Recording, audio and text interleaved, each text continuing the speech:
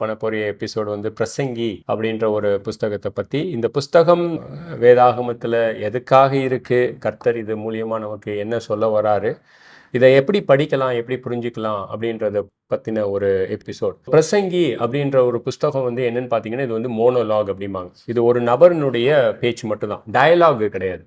Versus யோபில் வந்து பார்த்தீங்கன்னா dialogue இருக்கும். யோபு ஒன்று பேசுவான், யோபோட ஃப்ரெண்ட்ஸ் ஒன்று சொல்லுவாங்க, மறுபடியும் யோபு பேசுவான். அது வந்து டயலாக்.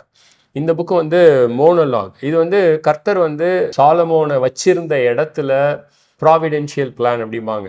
முன் அறிந்து இந்த ப்ராவிடென்ஷியல் பிளான்ல சாலமோனை தன்னுடைய பரிசுத்த ஆவியினால் ஏவி எழுதப்பட்ட ஒரு புஸ்தகம் தான் இந்த புஸ்தகம். இந்த புஸ்தகம் வந்து எப்படி இருக்கு அப்படின்னு பார்த்தீங்கன்னா, ஒரு நபர் கர்த்தருடைய வெளிப்பாடு இல்லாமல் வாழ்க்கையை அணுகுனா எப்படி இருக்கும் அப்படின்றத வந்து வெளிப்படுத்துறதுக்காக கர்த்தர் கொடுத்த ஒரு புஸ்தகம் தான்